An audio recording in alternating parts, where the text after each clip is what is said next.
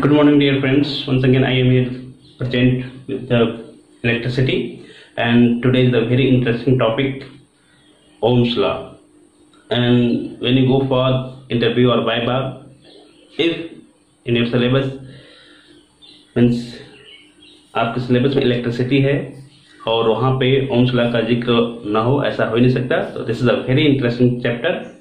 Okay, so let us start Ohm's law. First, here see that about scientist Ohm. इनका पूरा नाम था George Simon Ohm, and George Simon Ohm एक भौतिक शास्त्र और मैथमेटिशियन थे. एंड इन्होंने जो रिलेशन दिया था वोल्टेज और करंट के बीच में, वो दिया था 1827. Okay, so this is a formal introduction about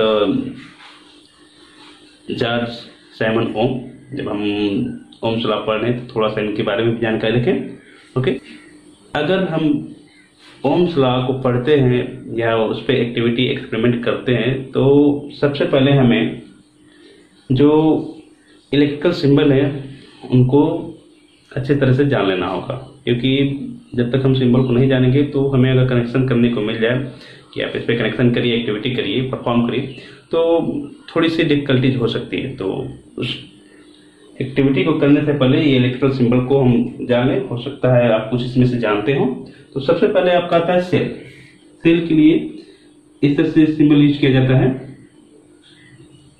okay, एक इसका टर्मिनल होता है बिग होता है और एक क्या होता है स्मॉल होता है, जैसा कि आप स्क्रीन पे देख रहे हैं.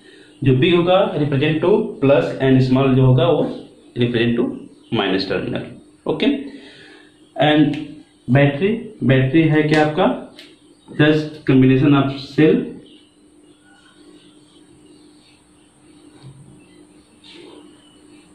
ओके, मीन्स कई सेल को आप कनेक्ट कर देंगे तो आपका एक बैटरी बन जाएगा. यहाँ पर भी आपका इसका आइडेंटिफिकेशन वही है कि एक टर्मिनल इसका बिग होगा और दूसरा स्मॉल होगा. मीन्स इसका जरूरत कहाँ पड़ता है, जहाँ पर हम नोटबुक पे या कहीं पे वहाँ सर्किट डायग्राम ट्रेस करते हैं तो वहाँ पर हम किस तरह से बैटरी को रिप्रेजेंट करेंगे, कैसे सेल को रिप्रेजेंट करेंगे, तो वहाँ पर ये जरूरत पड़ता है सिंबल को जानने के लिए.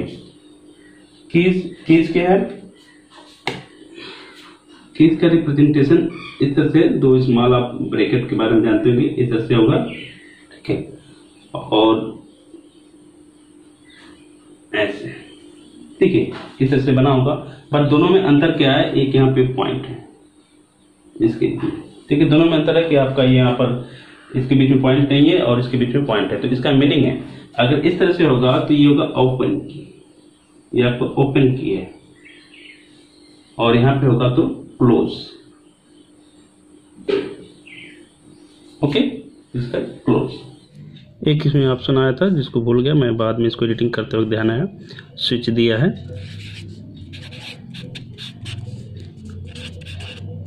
स्विच के लिए आपका सिंबल होता है कुछ इस तरह से.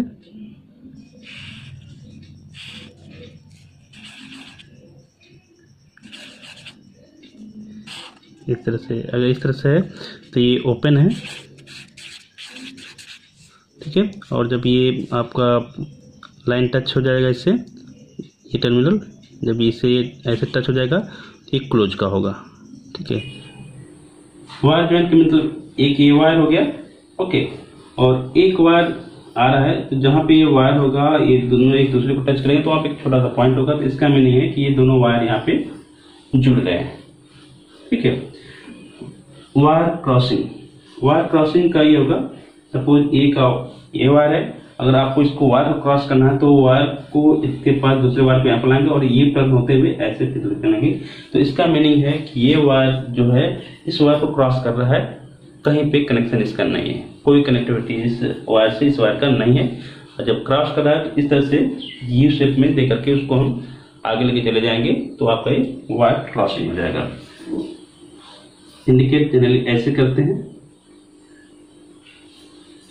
This is relation to resistance. This is the symbol of resistance. कहीं पे लोग इसको एक रेक्टेंगुलर शेप में भी इंडिकेट कर देते हैं ऐसे, बट ये आपका होगा रेजिस्टेंस. रेजिस्टेंस के बाद है इसमें बल्ब. बल्ब के लिए जनरली इस तरह से बना करके इस तरह से कर देंगे, display indication of bulb. Okay, register, variable resistor का आपका सिंबल होगा, ऐसे रेजिस्टेंस को आप प्रिपेयर करिए और एक इस पे एरो लगा दीजिए, तो आपका हो गया वेरिएबल रजिस्टर, राइट। एंड इसमें जो है लास्ट है रिहोस्टेट। रिहोस्टेट भी आपका इस तरह से रेजिस्टेंस को आप प्रिपेयर करिए, बनाइए।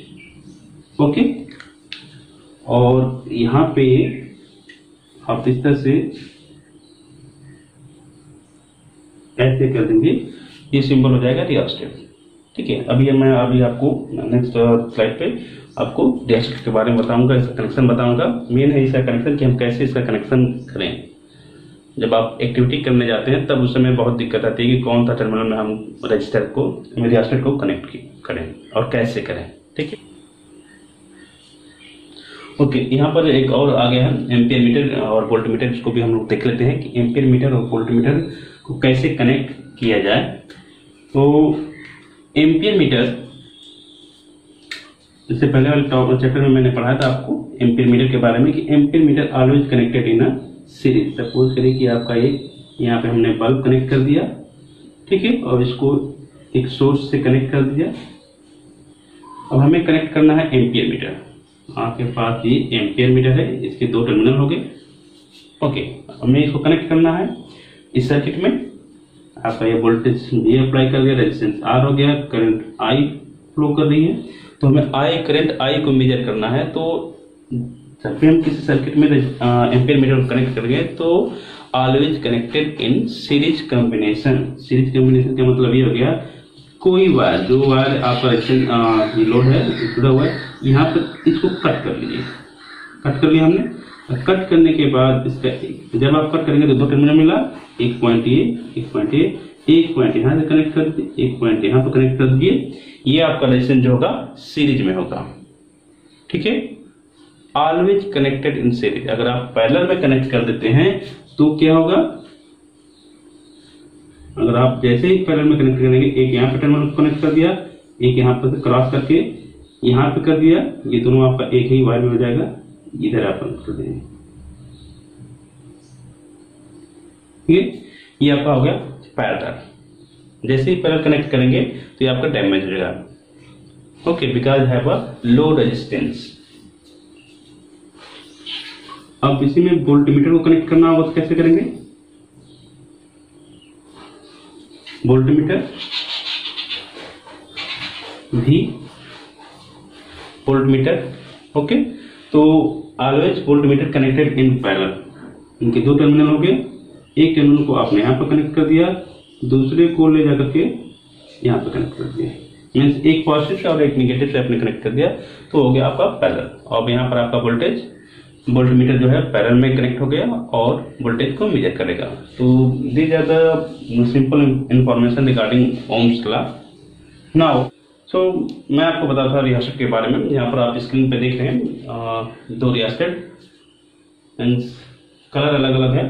अब इनके टर्मिनल को जान लेते हैं। ठीक है, यहाँ पर इनके जो टर्मिनल है 1.2 एंड 3, यहाँ पर आप देख सकते हैं लिखा गया terminal A, terminal B, terminal C, ये तीन इसके टर्मिनल हो गए।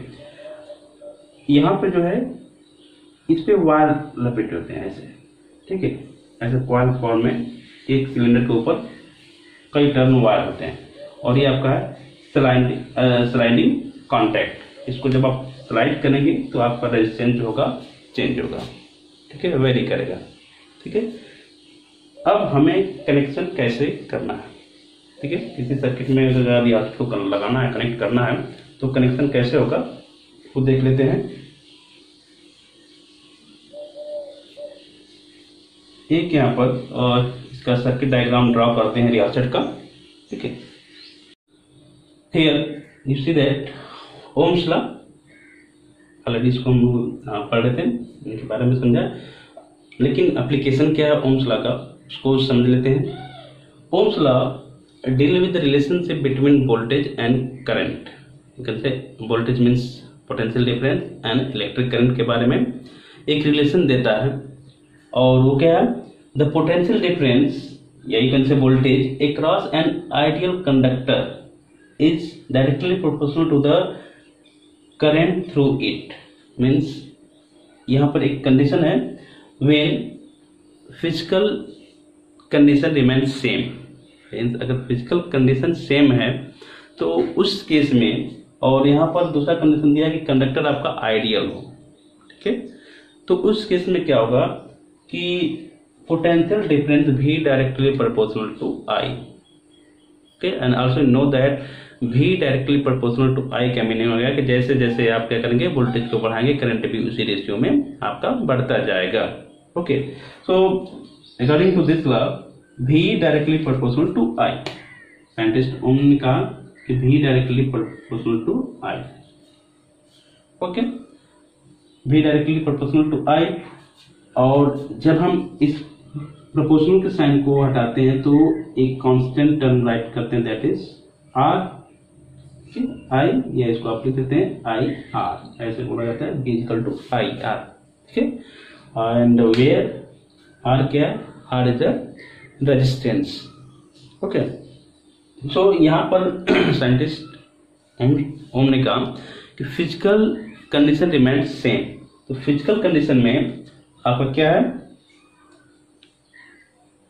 फिजिकल कंडीशन जैसे ताप एंड दाब means temperature and pressure remains same, ये अगर सेम है, इनको बढ़ाया न जाए न घटाया जाए, तो उस केस में V जो होगा डायरेक्टली प्रोपोर्शनल टू I होगा, या आप कह सकते हैं वोल्टेज ड्रॉप जो होगा वो V इक्वल टू IR के इक्वल होगा। ठीक है, ओके, तो ये है आपका फिजिकल कंडीशन। अगर आप फिजिकल कंडीशन को चेंज करेंगे तब उस केस में आपका ये V directly proportional to I नहीं होगा। ये मैं बताऊंगा आगे आपको, लिमिटेशन ऑफ ओम्स लॉ। ठीक है, तो यहाँ पर साइंटिस्ट महोदय ने जो रिलेशन दिया किसके बीच में, V I R, आप लिखते हैं तो ऐसे ट्रायंगल से भी समझ सकते हैं, तो V I and R। Okay, अब इस तीन क्वांटिटी में कोई आपको दो क्वांटिटी नहीं है तो आसानी से आप थर्ड क्वांटिटी को फाइंड कर सकते हैं। तीनों का एक फार्मूला होता है, मीन्स इसी तीनों फार्मूला का आप चेंज कर सकते हैं। एक आपने पढ़ा V इक्वल टू IR, और एक I इक्वल टू होता है क्या, V बाई R, और थर्ड हो जाएगा R इक्वल टू क्या हो जाएगा, V बाई I। ठीक है, जब I इक्वल टू करेंगे तो V बाई R और R equal to V by I। ठीक है, तो आप ये इस तरह से आप इनके सभी जो भी फार्मूले पढ़ते तो उनको ट्रांसपोजिंग किया करें। तीन है तो तीन उससे फार्मूला बन जाएंगे, चार क्वांटिटी है तो चार फार्मूला बनेंगे। ठीक है, केवल आप ये अंडरस्टैंड करने के V इक्वल टू IR ही होता है। Okay, I equal to V by R भी लिख सकते हैं, R equal to V by I भी लिख सकते हैं।